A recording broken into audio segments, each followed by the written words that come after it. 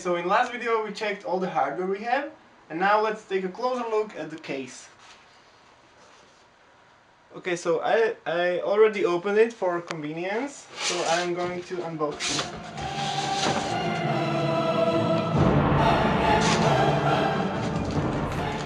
Okay. There's handles on it, so it's quite convenient despite the weight.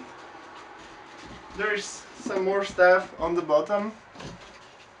We will talk about that later when we will disassemble the case.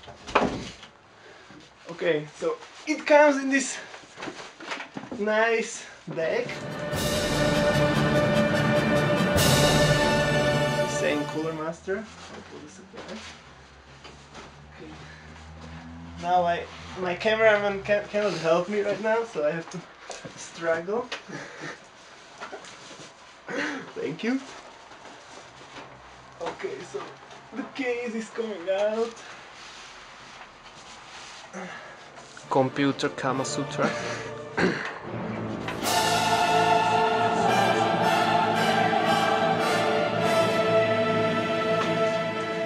There you have it. I don't know what to do with this bag, but maybe I can reuse it for something else because it's really nice. Okay, so let's take a closer look at the board. It's made of, I think it's steel. I hope the lighting it's okay. The other side is a little bit more interesting.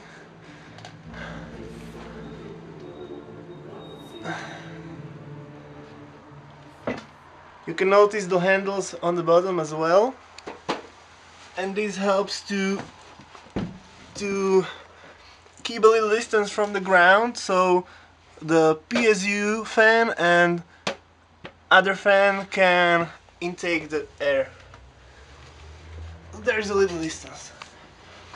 Okay, maybe let's take a look at the front. No. At the front side. There are many slots for things like DVD. And one thing though, this case comes in two revisions. The first revision was quite bad. It was not that really good designed. And the second revision comes with the exactly same number. So let me show you things that you can use to distinguish between those two revisions. First, these two holes. When you have these two holes here, that's the second revision. When it is to the side, you have the first one. The other difference that can help you to distinguish between the revisions in the shop when you are buying the case is that these side things here are magnetic in the second revision. There are two magnets, and those magnets help the thing to stay there. The first revision, in the first revision, these things clicked, so you have to click to close it and click to open. Okay, and finally let's take a look at this panel here. This board doesn't come with your regular button to turning it off and on, but it comes with something like this, and you cannot really push it, it's touch sensitive. So what it means basically is that when your computer, when you get the blue screen of that, for example, in Windows, this button is not going to help you at all, probably, but we'll see. And here, I don't know how to open this thing yet, okay? Are some additional